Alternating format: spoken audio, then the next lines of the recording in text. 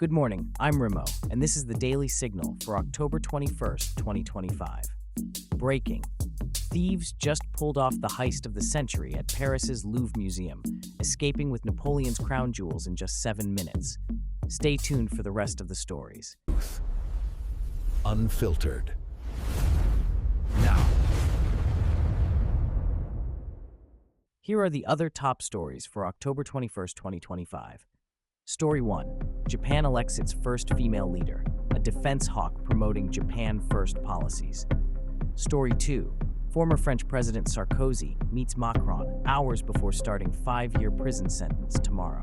Story 3. Gaza ceasefire crumbles as rockets fly and international mediators rush to the region.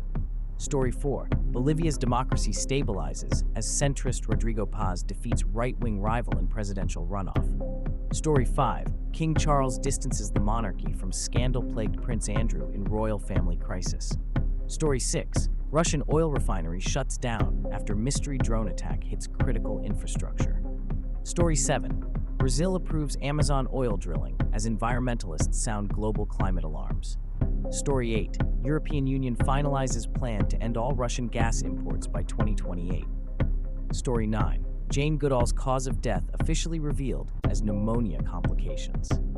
Now let's dive into each story. Here's what happened at the Louvre yesterday. Professional thieves walked into the world's most famous museum and stole Napoleon's crown jewels in broad daylight.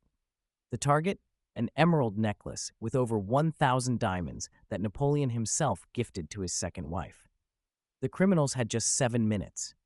They bypassed high-security systems at the Apollo Gallery, smashed 2 reinforced display cases, and vanished on motorcycles before police arrived. French authorities recovered a suspected getaway truck. And here's the key detail you'll want to remember. It potentially contains DNA evidence that could crack this case wide open. Paris prosecutors believe this wasn't random. They suspect an art collector commissioned this theft, meaning someone wealthy enough to never display these priceless artifacts publicly. The stolen jewels are irreplaceable symbols of French history, and this represents one of the most embarrassing security failures in museum history. Why this matters? This exposes massive vulnerabilities at cultural institutions worldwide. Every major museum is now reviewing their security protocols. Meanwhile, in Tokyo, Japan just shattered a political barrier. For the first time in the nation's history, a woman is set to lead the country, and she's promising a dramatically different approach to foreign policy. The frontrunner campaigns on Japan First, emphasizing national security and economic independence. Early returns confirm her commanding lead, signaling Japan's voters want tougher stances on China and North Korea. This isn't just about breaking gender barriers, it's about Japan pivoting toward aggressive nationalism. Here's what they're not telling you.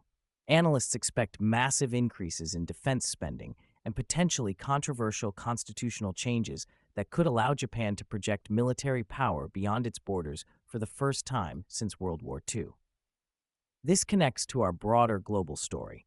Nations worldwide are choosing leaders who promise strength over diplomacy. Japan's new direction will ripple across Asian geopolitics and force America to recalibrate its Pacific strategy. In related developments from France, former President Nicolas Sarkozy spent yesterday at the Élysée Palace with current President Macron, his final meeting as a free man. Tomorrow, Sarkozy begins a 5-year prison sentence for corruption. This detail will surprise you. No French president has ever served prison time. Sarkozy's incarceration breaks new ground for French justice and proves even former heads of state face consequences.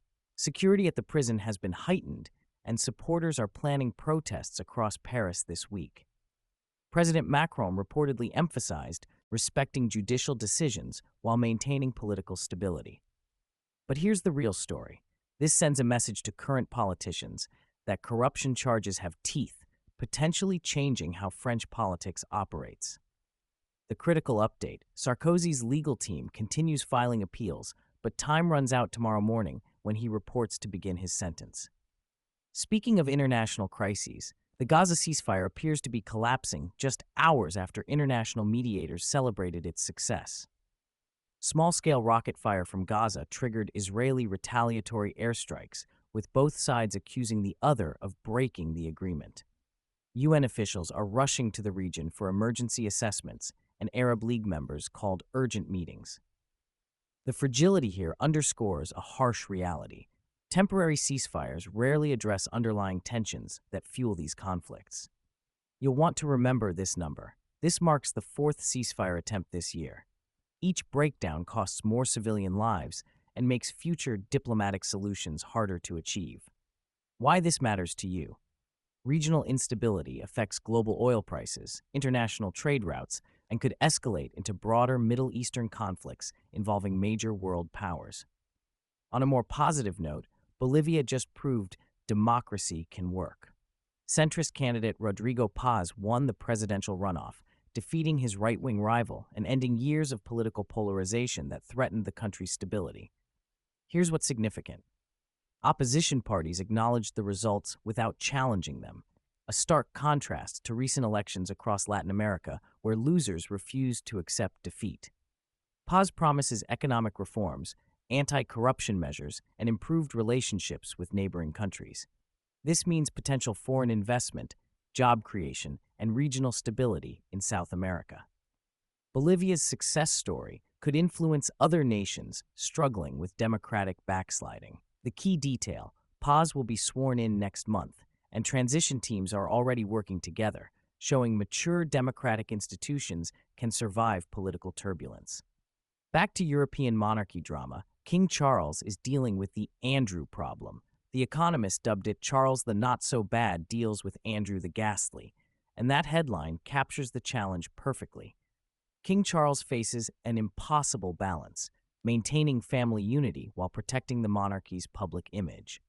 Prince Andrew's ongoing legal battles and past scandals continue generating negative headlines that threaten the institution's credibility. Breaking overnight, sources suggest an official statement limiting Andrew's royal duties even further could come this week. The monarchy recognizes that modern Britain demands accountability, even from royalty. This connects to broader questions about institutional legitimacy.